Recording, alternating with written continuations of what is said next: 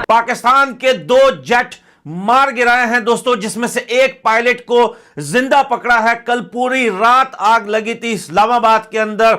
मेरा बनी रो रहा तो वो पिलोट मुझसे गवनी हुआ मुझसे खबर सीधा पिलोट नो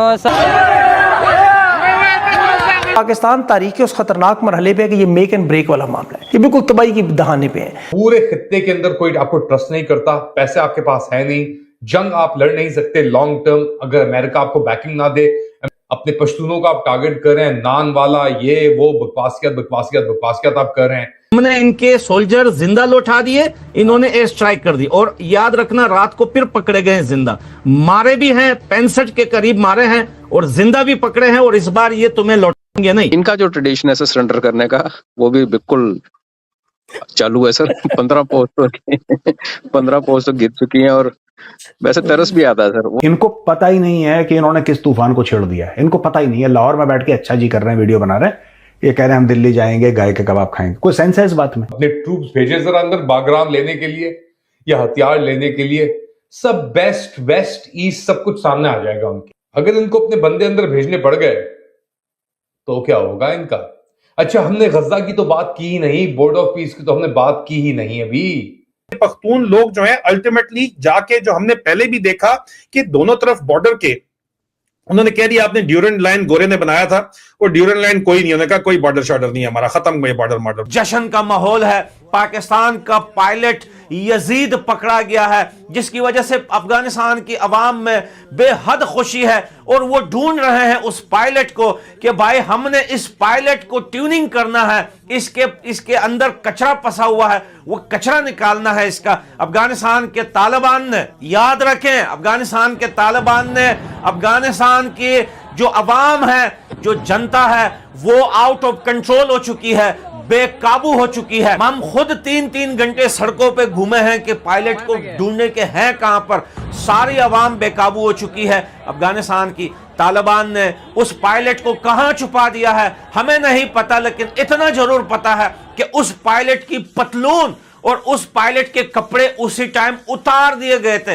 यह कंफर्म नहीं हो रहा कि ये कपड़े उस पायलट ने खुद उतारे या वहां पर अवाम ने उसके कपड़े उतारे, लेकिन बाद में उसे नॉर्मल शलवार कमीज पहनाई गई। वीडियो में आप देख सकते हैं जिसे लाते मारकर ले जाया जा रहा है उस जगह से जहां पर इसने पैराशूट में लैंड किया था। दोस्तों 2.0 का स्कोर है इस टाइम अफगानिस्तान वर्सेस पाकिस्तान का। पाकिस्तान को लग रहा था कि तालिबान के साथ, अफगानिस्तान फोर्सेस के साथ लड़कर हमें बड़ा फायदा होने वाला है, हम एयर स्ट्राइक करेंगे।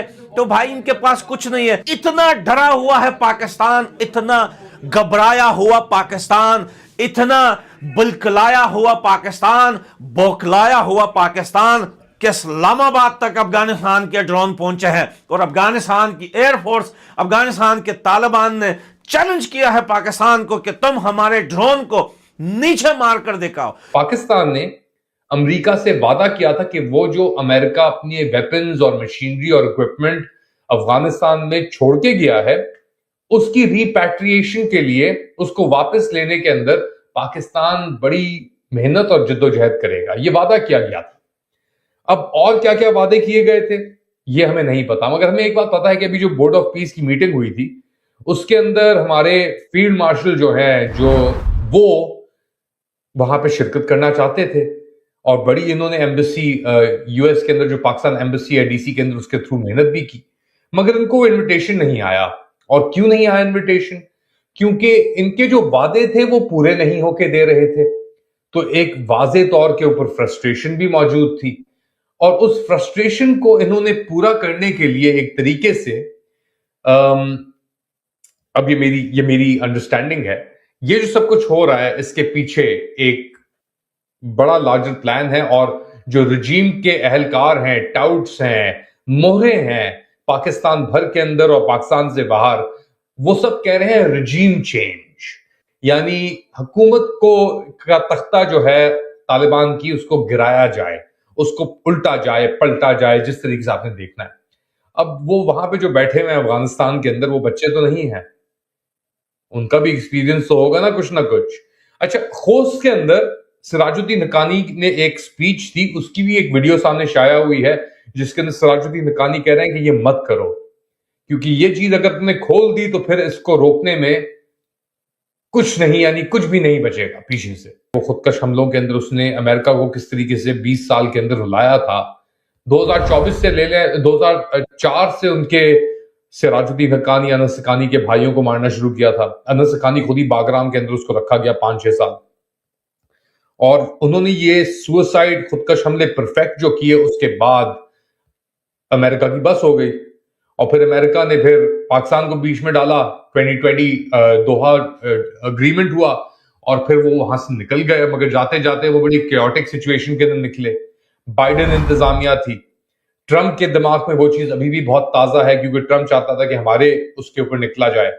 तो अब एक पूरी चीज रिवर्स होके वापस आई है, और अब हम इस सिचुएशन के अंदर है कि ट्रंप जो आया है दूसरी बार, वो एप्स्टीन के साये के अंदर, और जो पता नहीं 10, 20, 30 हजार बार उसका नाम एप्स्टीन फाइल्स के अंदर मेंशन है, जो अभी तक हमें पता लगा है, पता नहीं कितना और कितनी चीजें हो, क्या क्या उसने जुर्म किए हैं उसके अंदर, वो चीजें तो अभी आ रही है ना वहां सामने उठ के। एक और पहलू है इसके अंदर, ये ड्रॉप साइड न्यूज की खबर आई है कि जो पाकिस्तान के अंदर पोलियो कैंपेन्स चल रही थी, उसके अंदर एप्स्टीन और बिल गेट्स दोनों, यानी बिल गेट्स पोलियो की कैंपेन्स को फंड कर रहा था, मगर एप्स्टीन को मिलिट्री इंटेलिजेंस से फीडबैक आ रही थी, रिपोर्ट्स आ रही थी कि पाकिस्तान में क्या हो रहा है, अफगानिस्तान में क्या हो रहा है।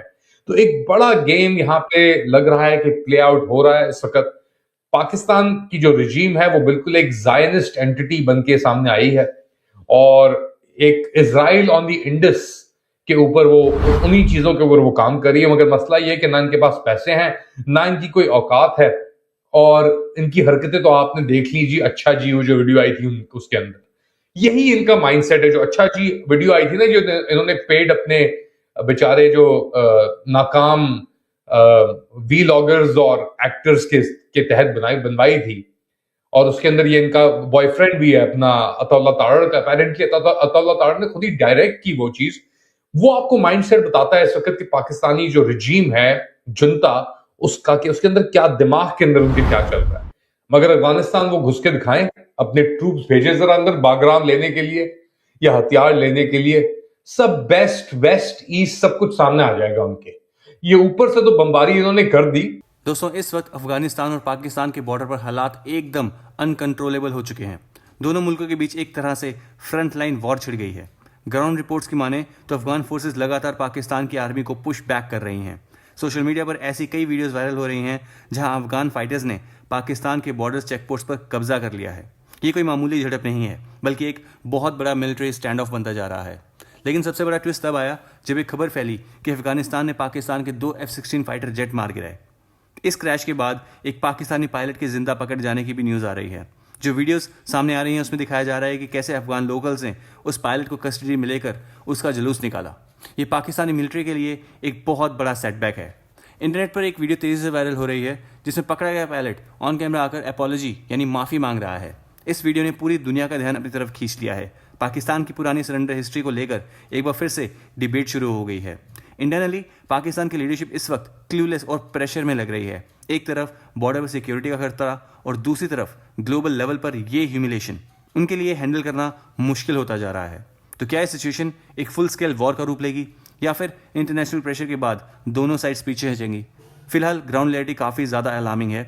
अफगान फोर्सेस का ये एग्रेसिव स्टैंड पूरे रीजन की जियोपॉलिटिक्स को बदल सकता है। आपको क्या लगता है, क्या ये वीडियो 100% रियल है या फिर एक साइकोलॉजिकल वॉरफेयर का हिस्सा है? कमेंट में अपनी राय जरूर बताइए। अगर आपको वीडियो अच्छा लगा हो तो वीडियो को लाइक और चैनल को सब्सक्राइब करना ना भूलें। मिलते हैं अगले वीडियो में। जय हिंद।